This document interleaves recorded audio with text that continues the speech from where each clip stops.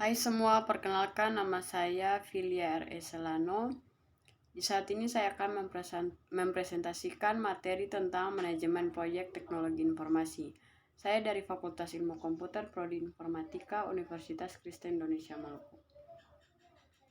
Untuk pengenalan manajemen proyek teknologi informasi, pengertiannya adalah manajemen proyek teknologi informasi merupakan kegiatan mengorganisasi informasi yang dibutuhkan dalam pembuatan sebuah proyek teknologi informasi. Tujuan dari manajemen proyek teknologi informasi itu sendiri adalah agar proyek dapat berhasil berjalan dengan lancar.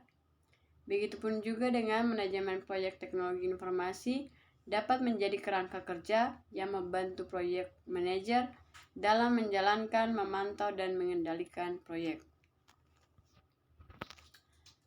Karakteristik proyek. Sebuah proyek memiliki karakteristik sebagai berikut. Yang pertama, waktu atau timeline. Proyek memiliki timeline atau garis waktu yang pasti dengan titik awal dan titik akhir yang terukur. Yang kedua yaitu sumber daya atau resource. Sebuah proyek memiliki sumber daya, modal, dan tenaga kerja yang terbatas. Yang ketiga, alat atau tools. Menggunakan alat-alat atau tools dan teknik khusus digunakan untuk manajemen proyek. Contohnya Gantt chart. 4. Tim. Manajemen proyek memerlukan tim yang beragam dari berbagai departemen dan juga fungsi.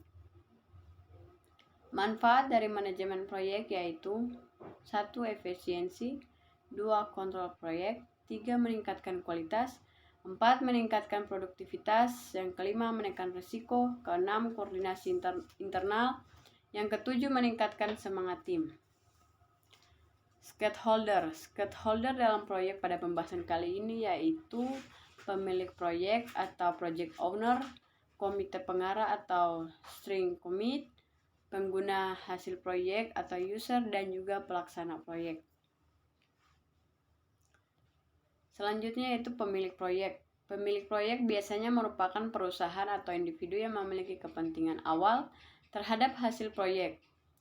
Pemilik biasanya sekaligus juga merupakan penyandang dana ataupun yang mengorganisir dana dari pihak sponsor.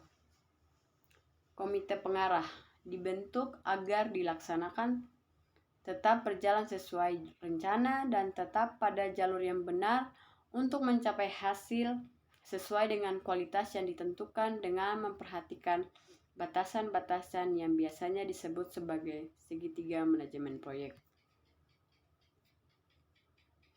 Pengguna hasil proyek. Para pengguna hasil proyek dapat dikelompokkan menjadi 4 golongan berdasarkan kemampuan komputer. Yang pertama, pemakai akhir tingkat menu yaitu menu level end user.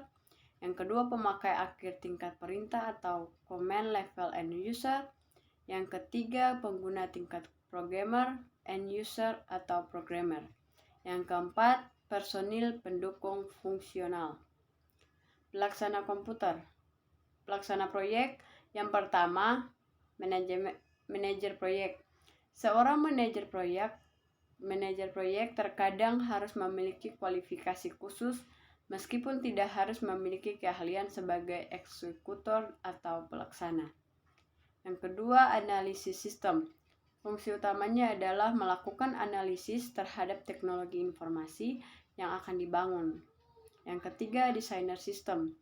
Untuk sistem yang lebih kompleks, software yang dibangun akan dirancang melalui tahap yang disebut software arsitektur, yang fungsinya mirip seperti arsitek yang akan membangun rumah.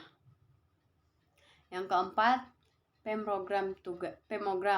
Tugas utamanya adalah membangun software sebagai wujud penerapan sistem informasi dengan menggunakan bahasa pemrograman tertentu berdasarkan desain sistem yang telah disusun.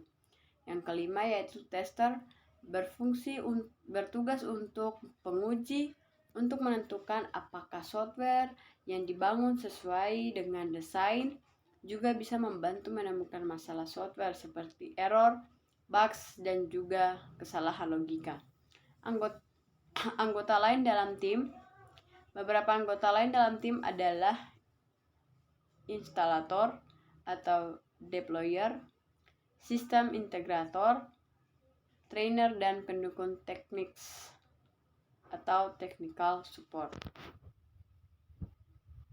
Sekian presentasi materi yang saya bawakan. Terima kasih.